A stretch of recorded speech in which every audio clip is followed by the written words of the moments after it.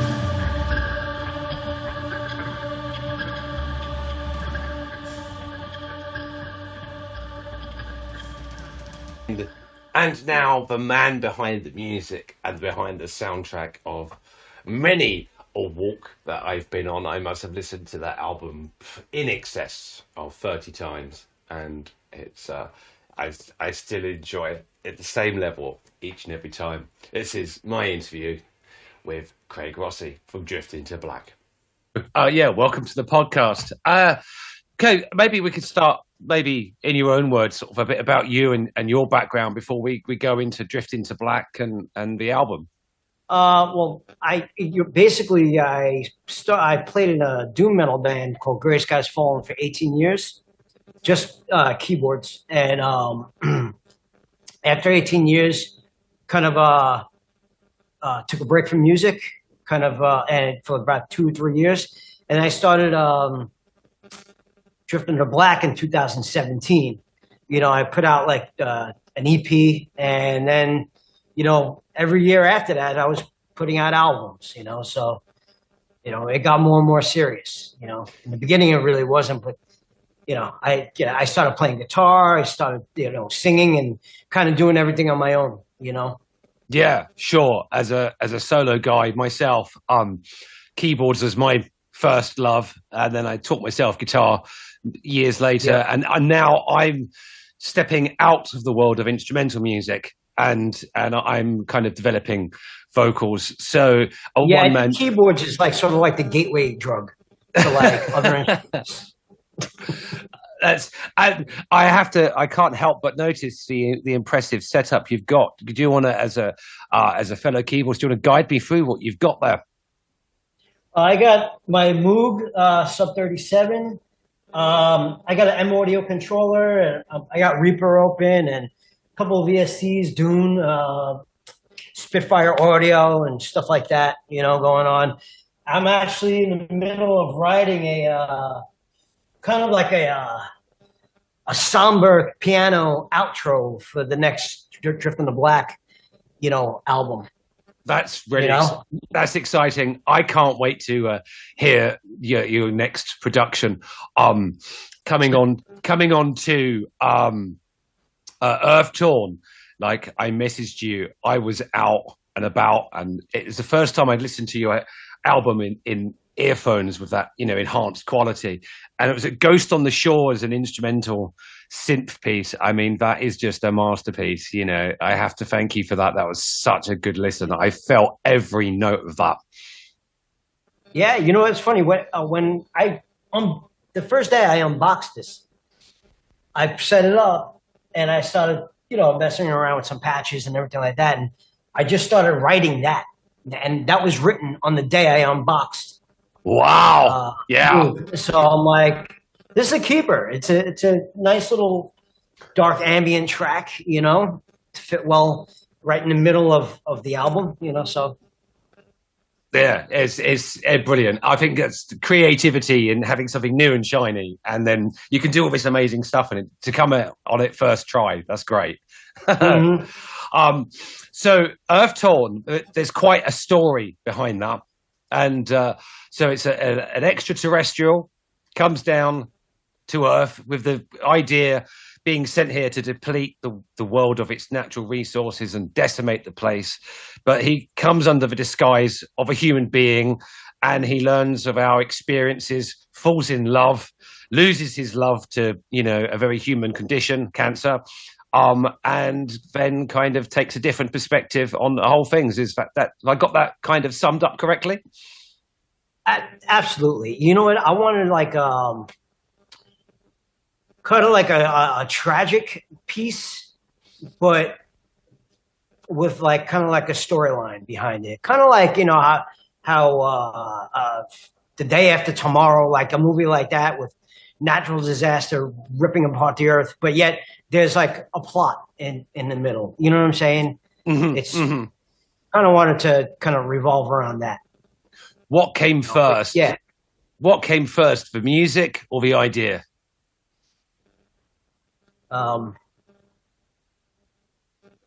Good question.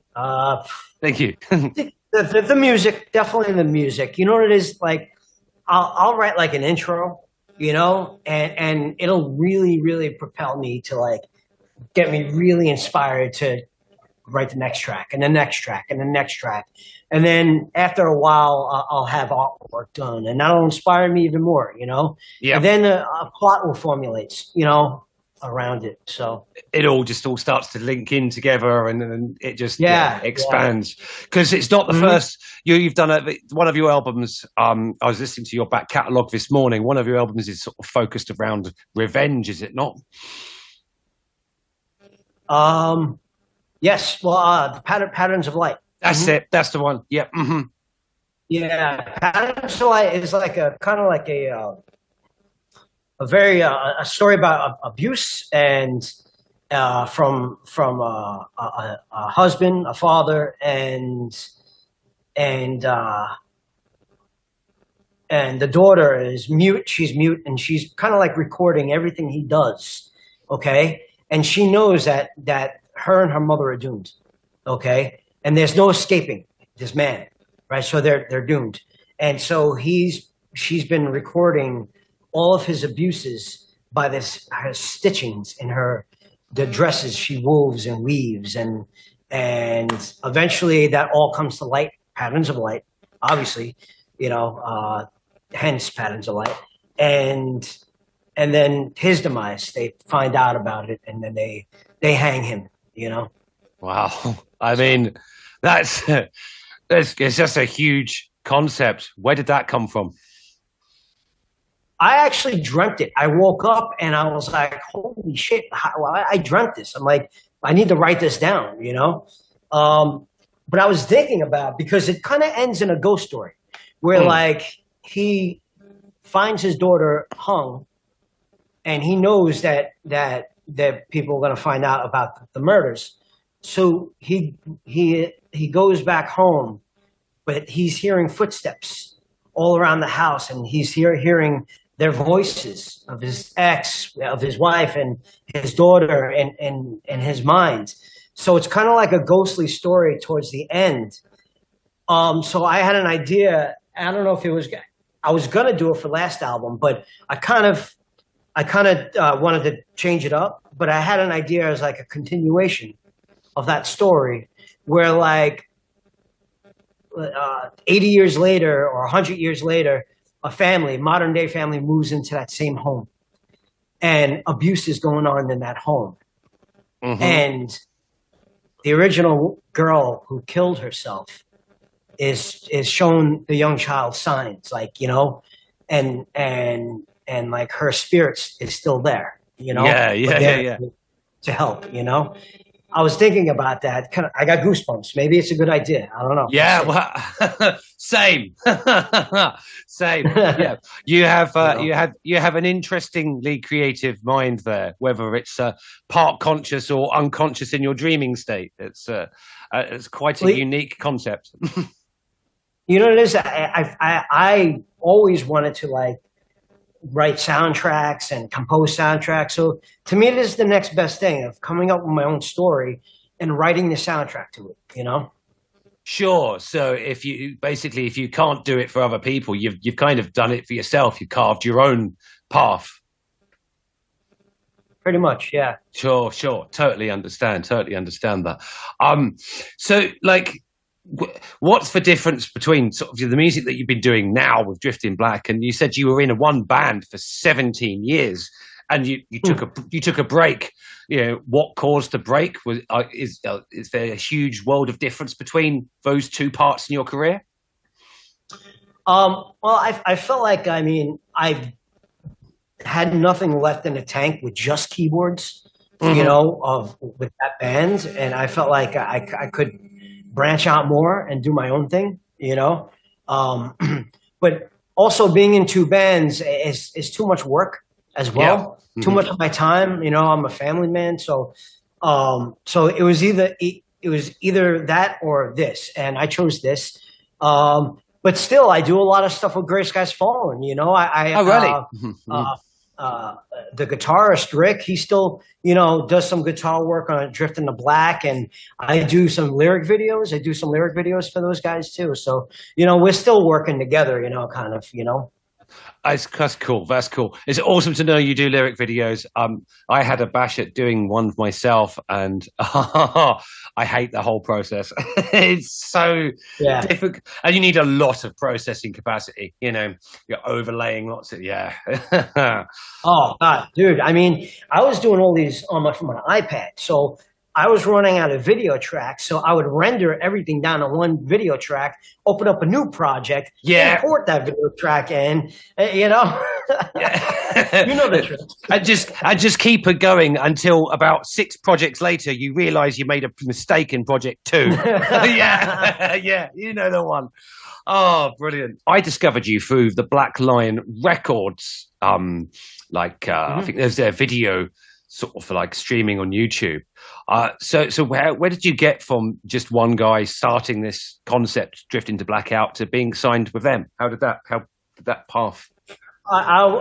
Basically, I was I was following Black Lion Records for quite some time because I do like a lot of the bands that are on the roster, and there's a good mix of death metal, doom metal, and power metal. They have a good mix of bands, so they were like on my one of my first choices to actually they were the first label I actually sent the complete mastered version of Earthtorn to. The day after I received the masters, I sent it right to Oliver of Black Lion Records and amongst other labels as well. And I sent like a SoundCloud link, and then like literally an hour later, I get a friend request on SoundCloud, and it's Oliver. I'm like, oh, he's listening. He likes it. He wouldn't have friended me on SoundCloud. So, and then I got a message from him, and then that was it. Wow. Oh, wow. So yeah, anything is possible. What's what I love about our genres is that people tend to be more approachable. Absolutely. Yeah. And I agree. It just shows that anything's possible with just a bit of friendliness and openness. It really is. It really is. And patience too. I mean, listen, everyone's got busy lives. No one's going to listen to your stuff right away. You know what I'm saying? But you have to weigh your options. Send it to 10 people. Send it to not just one. Don't throw your eggs all in one basket. So. Yeah, just keep busy, keep varied, and the opportunities will come. Yeah, certainly. I read somewhere on your website, and it might have been Earthtorn, that it relates to Bobby Torres, Frightbox Recording. Yeah, that's Bobby Torres. He was the engineer of the second album, right? Anthems from the Darkest Winter. Because it's just maybe coincidence and synergistic stuff going on, but I've been learning the whole mixing process because my previous stuff was it just wasn't mixed, and so I've invested heavily in sort of knowledge-based YouTube videos, and I've been getting a lot of stuff from Frightbox Recording, and I had stuff pinned all over my wall. You'll see it in some of the older videos, all of his printouts, EQ charts, everything. It's phenomenal amount of output that he does that is really helpful. And you kind of went on your own sort of mixing knowledge and journey. How did you link with him? Did you already know him, or was it through similar way that I've come to sort of learn of him?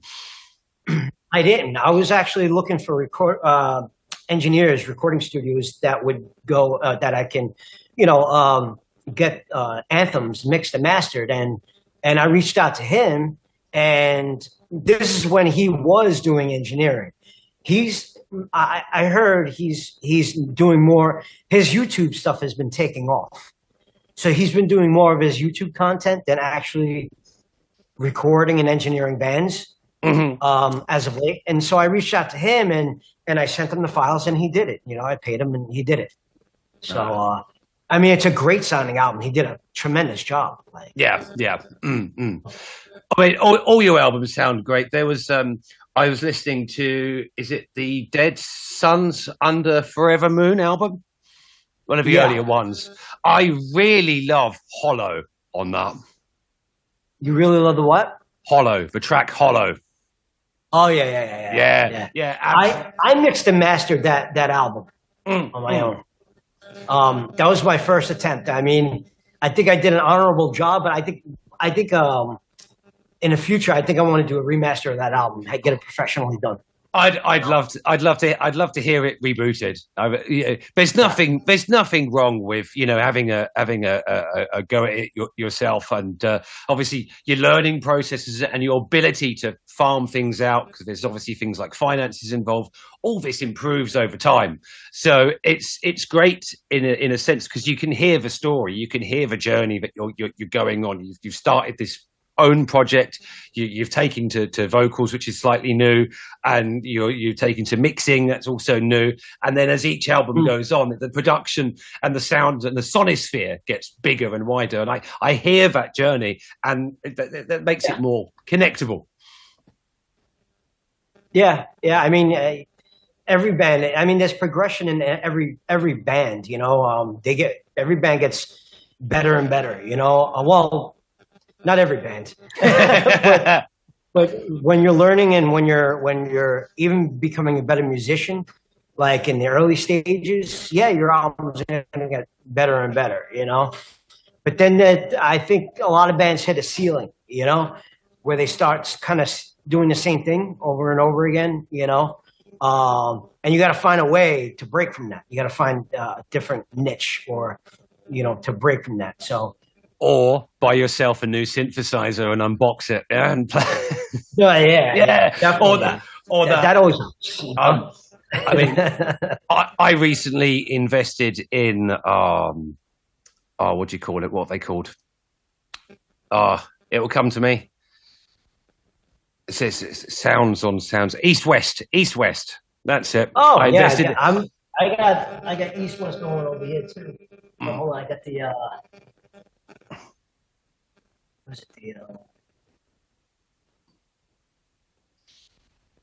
The Hollywood Choirs, and I got the Hollywood Choirs and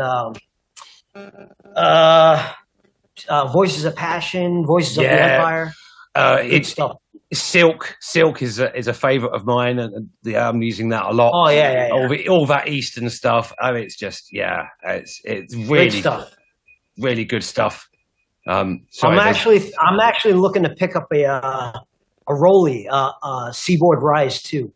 Mm-hmm. Okay. MIDI controller. Yeah. Mm-hmm. You know what I'm talking about, right? Yes. Yeah. Mm-hmm. Yeah. I think Rolly, so. where you kind of slide your fingers and. Oh yeah. Yes. Yeah. Mm-hmm. Mm-hmm. I'm thinking about picking up one of those eventually. Do you know, the one thing I miss, I sold it, was a Studio Logic Sledge. Oh yeah. That I absolutely love that. That was so a much cheaper instrument, but I used to have hours of fun on that. And absolutely. I want to buy another one. And keep it this time. So so what's next? Is it a concept album? I don't know yet. I don't have a concept up here yet. I'm thinking of what I just told you earlier, maybe a continuation of Patterns of Light, or I was also thinking of something where kind of like a steampunk post-apocalyptic kind of look and feel and sound, whereas somebody's on a mission to deliver a heart, right? To this leader, right? And they've been lied to, and thinking that it's being delivered by good intentions, but everybody's trying to stop him, because if he delivers his heart, it's the end of humanity. Wow. Wow. That's really unique. But I can almost picture that in a steampunk setting, and and I can kind of envision the musical job you do on that. That'd be awesome. Keyboardists. So I remember, just come to my mind. It was because I did a very short review video, and one of my comments was, it's very sort of Rick Wakeman-esque, Is that a big influence to you? What are your influences? Yeah, Rick Wakeman, The Doors, early Amorphous, particularly Tales from a Thousand Lakes, Elegy, like all those keyboard styles really, they're atmospheric, but they're very progressive. This next record, I really haven't gotten any, it's been very gothic. I've been writing a lot of gothic, a lot of choirs, a lot of piano, Nice. So I'm trying to find places where I could fit the little lead here and there, just to kind of, keep the same style, but like, same drips and drabs, so. Yeah, always a challenge. It is. Well, I'm sure you'll rise up to it perfectly. I'm just really excited to be able to listen to it when it comes out in future. I can't wait. The more I listen to your back catalogue, the more I dig your music. And you've been such a nice guy as well, very approachable online and what have you, and yeah, you come across really well, and it's great to forge a sort of an internet style relationship with you and have you on. So, like, what would you say to anyone in sort of your sort of position, not now, but back when you started a project, sort of tips, anything you can from like a psychological standpoint or a technical, get this crap together, get this is how you approach people. You got any sort of wisdom to pass on? Yeah, you know what? In order to hit the right buttons, you got to hit the wrong buttons. Yeah. So that's how you learn. But also create for yourself first before for anybody. If you create for an audience and not for yourself, your music is going to suffer. And one quote that really has stood with me for years and years and years. It's a quote by Steven Wilson, from Porcupine Tree. Yes. Yeah, he said, "You'll never make it in this business. You'll never make it. You'll never be famous. Perhaps 20 albums, and 20 years later, you may accidentally make it." Mm-hmm. Yeah, and that's always stuck with me. That's always stuck with me. Like it's a genre that we do. That's it's not mainstream or anything like that. But if you create enough content, it's going to start snowballing. Something's going to stick.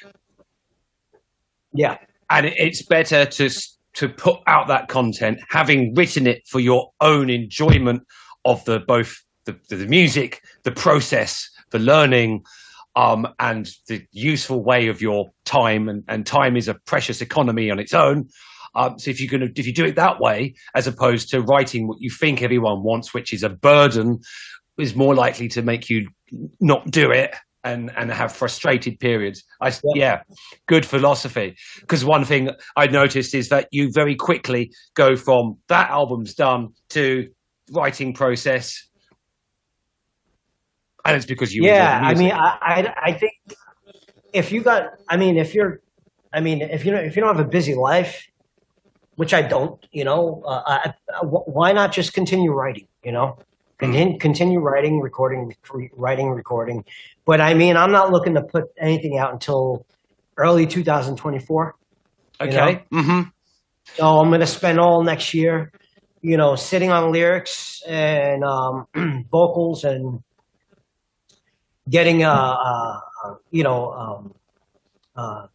bass player, my drummer to lay down their stuff. So it's going to be a slow process, but I'm not rushing anything, So how have you always been this patient, or okay, you're one of the lucky ones. One of the lucky ones. Yeah. No, I was putting out an album every year, but like, it's too much and it's too much money. You know what I'm saying? Okay. Mm-hmm. So I think I want to enjoy my Christmas bonus from my job this year instead of for it to go to an engineer. Yeah. So, yeah. and plus, I don't have anything ready for an engineer yet. So next December, I'll think about that, or November or whatever. Yeah. So, yeah.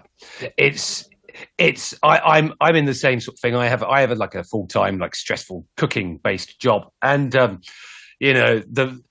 money and the expense, it sort of like goes out into the music, and now I took on the podcast as well, and that's grown, which I'm really happy about, because I get to meet so many great people, hear so many sounds and soundscapes that influence, but it doesn't leave a lot of room, and the danger is there to be impatient, to throw money at stuff. So I'm slowly realizing that, I need to pace myself to avoid burnout in terms of energy and finances. So, it's really cool to connect with someone sort of patient and laid back as yourself. And yeah.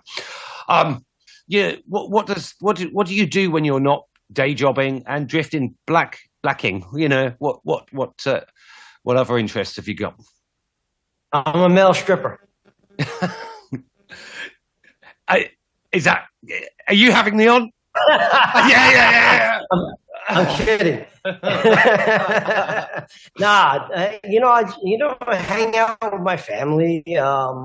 I do like a hybrid. I work from home, and I go into the office. I do like IT. Like I'm a desktop support engineer for traders, on a trade floor. So. Oh right, okay. So is this like currency trading, and like stock? Yeah. Okay. Mm-hmm. Yeah, I see. I used to have this with a company called Alpari. I used to have a bit of a side thing in trading currencies, and I got bitten a few times until I kind of learned risk management and all that kind of stuff. I consider kind of doing it again, but I've got so many side ventures, and also I have that kind of nature where I can be glued to a screen for too long. And that impatience builds, and that's not a trader's playground at all. Yeah. With me, I run around on the trade floor. It's in Midtown Manhattan. I run around on the trade floor, but the traders, they can't even leave their desks. So it's crazy. I need to be moving. I can't sit in one spot like for work. So I don't know how they do it. No. Being a chef, that solves my need for a mania, because you have all this nice diligent prepping stuff, and then you have 4 hours of about carnage, and then a bit of a rest. Absolutely. And then another 4 hours of carnage. So it's helpful to make me behave, because I'm worn out at the end of the day, But absolutely. Yeah. Any messages to anything else you want to sort of say? This Zoom call has got about 10 minutes left. Because not much. I mean, I like I'm happy that people enjoyed the album. It's gotten good reviews. Definitely. Really good reviews, and I'm glad that people are streaming it and downloading it and listening and buying the CDs. So hopefully. Hopefully there'll be vinyl. It'll be out on vinyl sometime early next year. We're looking. Nice. Vinyl's coming back, isn't it? Yeah, because I asked the label, and they said, let's wait about a year since the release, and then we'll talk about a vinyl edition. A vinyl. So hope. We'll see. Well, I was hoping it was going to be delivered today, but you notice that I have all these posters in the background. I have a Drift into Black Earthtorn poster, but it didn't arrive in time with the next batch of posters. But you'll see it; it'll pop up in the background. So this is any album that's made a significant impression on me musically gets. Or an album that served as an introduction to the band, that gets put on the wall, and I'll forever be changing them around. But I would have loved to have had it on the back for the interview, but I didn't get the chance, thanks to our lovely. That would be awesome. I like what you did with the background, by the way, bro. Yeah. Shit is awesome. Yeah. It's growing. But it's nice. I like how you put Octavarium back there. That's awesome. Yeah, I love that, and that title track of that album, that 24 epic, it goes into sort of Genesis type stuff. I love it. That whole song is just amazing. Yeah, excellent. Oh, great. Well, okay. Yeah. Well, I will put this on the podcast. I think I've scheduled my editing for Wednesday and stuff. And I'll put it into the marketing funnel that I wasn't doing back when I did your first video. So hopefully we'll get a bunch more views and stuff, and I'll put all the links and all that kind of stuff in there. But it's been an absolute pleasure to speak to you and have you on, and keep me posted with what you're doing. I want to be one of the first to know. Yep. Hell yeah, dude. I'll send you samples. Yeah, I'll send you samples. That'll be brilliant. Craig, it's been a pleasure to speak with you. You have a good evening and get back onto the composer. Oh yeah, brother. Listen, have a happy Halloween, all right? Yeah, you too. Oh, incidentally, it's the 31st Halloween today, and this is my 13th episode. Spooky or what? Nice. There we are. Right. Good night, buddy. Good night. Have a good one, man. Good night. Cheers, man. Take care. Bye-bye. Well, that was my interview with Craig, and I hope you enjoyed it as much as I did. What a fantastic mind. All of those stories he's able to conjure up and then deliver them through the medium of music. I really can't wait to hear the next Drift into Black offering. And so I mentioned at some point my love of this instrumental track that he put on the Earthtorn album, and he responded with that. That was his unboxing of his brand new synth. So literally, this is a headphones on moment. So to absorb the whole soundscape. So.